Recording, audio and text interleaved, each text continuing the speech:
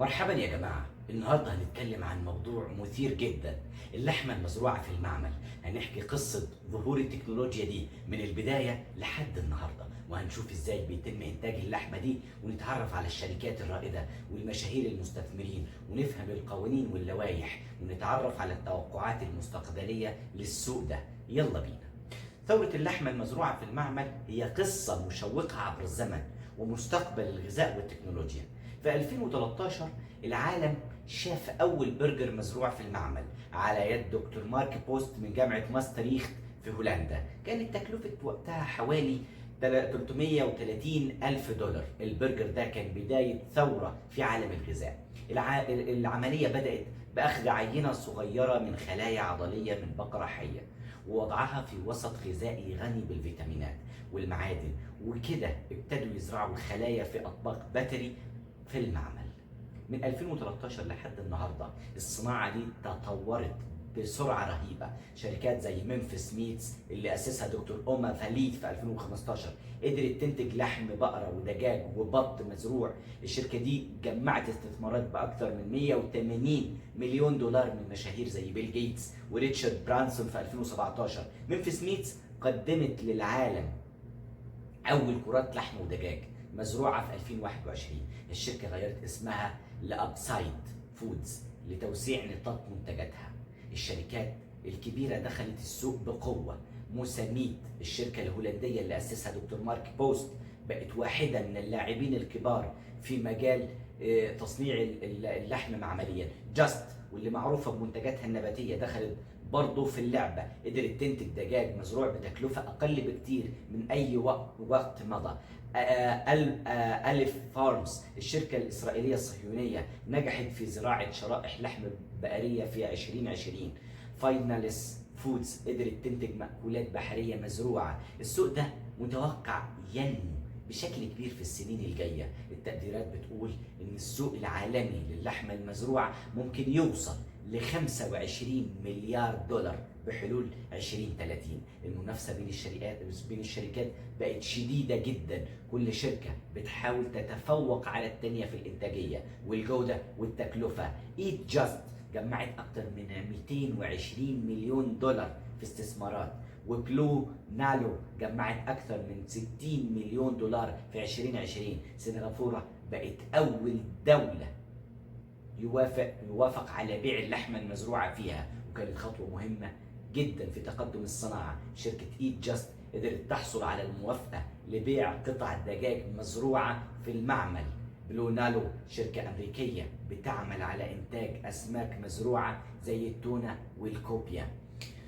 المشاهير تكالبوا على إنهم يستثمروا في الشركات دي أول ما ظهرت، وشافوا ان اللحمه المزروعه هي المستقبل. بيل جيتس مؤسس مايكروسوفت استثمر في عده شركات لحمه مزروعه، وهو شايف ان التكنولوجيا دي ممكن تحل مشكله امن الغذاء العالمي ومشاكل البيئه. ريتشارد برانسون مؤسس مجموعه فيرجن كمان استثمر في شركات اللحمه المزروعه في 2017.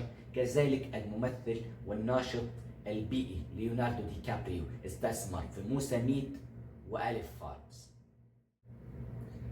كمان من المشاهير اللي استثمروا في المجال ده نلاقي سيرينا ويليامز بطلة التنس الشهيرة، وجي زي مغني الراب والمستثمر المعروف. استثمرت سيرينا ويليامز في امبوسيبل فودز، الشركة التي بتركز على إنتاج بدائل اللحمة النباتية والمزروعة. جي زي استثمر في بياند ميت اللي بقت واحدة من أكبر الشركات في سوق بدائل اللحمة. تايسون فودز واحدة من أكبر الشركات اللحمة في العالم، استثمرت في ممفيس ميتس وفيوتشر ميت. كارجل تكنولوجيز شركة الزراعة الأمريكية العملاقة استثمرت أكثر من 75 مليون دولار في عدة شركات. واي كومبينيتور حاضنة الأعمال الشهيرة دعمت نيو ايج ميتس اللي بتنتج لحم خنزير مزروع. يعني عايزين نعرف ان القوانين بقت اكتر تنظيما دلوقتي في الولايات المتحدة، ووزارة الزراعة الامريكية USDA وإدارة الغذاء والدواء FDA بيشاركوا في المسؤوليات التنظيمية. ال FDA بتشرف على جمع الخلايا وزراعتها، بينما وزارة الزراعة بتدير عمليات المعالجة والتعبئة في الاتحاد الأوروبي. هيئة سلامة الأغذية الأوروبية EFCA مسؤولة عن تقييم سلامة منتجات اللحمة المزروعة معمليا. أخيرا عايزين نعرف إن الاستحواذات ونسب السيطرة في السنين الأخيرة شفنا استحواذات كبيرة في السوق ده. في 2020 شركة إيت جاست استحوذت على جود ميت، ودي خطوة مهمة لتعزيز مكانتها في السوق. شركة تايسون فودز زودت حصتها في ممفيس ميتس وبقت تملك حوالي 15% من الشركة. التحالفات بين الشركات الكبيرة والشركات الناشئة ساعدت في تسريع وتيرة التطور. مثلا كارجل استثمرت في أليف فارمز، والشركة دي ساعدت أليف فارمز في زيادة الإنتاج وتقليل التكلفة. بلو نالو عملت شراكات مع عدة شركات بحرية لتسريع تطوير وإنتاج المأكولات البحرية المزروعة. المرحلة السابعة التوقعات المستقبلية. السوق ده متوقع ينمو بشكل كبير في السنين الجاية. التقديرات بتقول إن السوق العالمي للحمة المزروعة ممكن يوصل ل 25 مليار دولار بحلول 2030. الاستثمارات في المجال ده بالمليارات، ومع تقدم التكنولوجيا وتخفيض تكلفة الإنتاج اللحمة المزروعة هتكون أكثر تنافسية مع اللحمة التقليدية. في الأسعار العلماء بيشتغلوا على تطوير تكنولوجيا جديدة لتسريع عملية الإنتاج وتقليل التكلفة أكتر. الأبحاث دي بتشمل استخدام خلايا جذعية وكمان تطوير مواد غذائية جديدة تساعد في نمو الخلايا بشكل أسرع وأكفأ.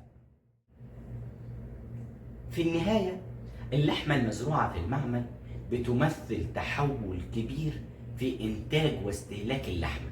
مع تقدم التكنولوجيا والدعم الاستثماري القوي وزيادة إنتاج المستهلكين، اللحمة المزروعة عندها إمكانية حل بعض من أكبر التحديات اللي بنواجهها النهاردة، زي أمن الغذاء والاستدامة البيئية ورفاهية الحيوانات.